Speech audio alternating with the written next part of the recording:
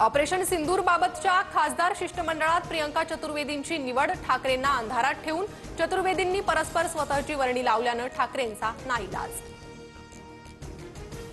6 जूनचा शिवराज्याभिषेक सोहळा बंद केला पाहिजे, तिथीप्रमाणे सोहळा झाला पाहिजे, संभाजी भिडेंचं वक्तव्य। पहलगाम हल्ल्याआधी दिल्ली दहशतवाद्यांच्या टार्गेटवर होतं, आयएसआय एजंट अन्सारुल मियाची चौकशी दरम्यान कबुली। तुम्ही आमचं पाणी अडवलं तर आम्ही तुमचा श्वास रोखू, एका विद्यापीठात भाषण करताना पाकचा लष्करी प्रवक्ता अहमद शरीफ चौधरीची भारताला पोकळ धमकी।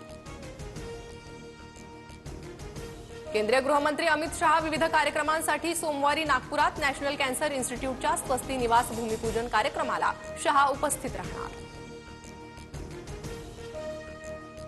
जामीन दिल्यास घोटाळ्याच्या रकमेतील न सापडलेल्या 5,000 कोटीपर्यंत नीरव मोदी पोहोचू शकतो, नीरव मोदीला जामीन नाकारताना यूके कोर्टाचं महत्त्वाचं निरीक्षण।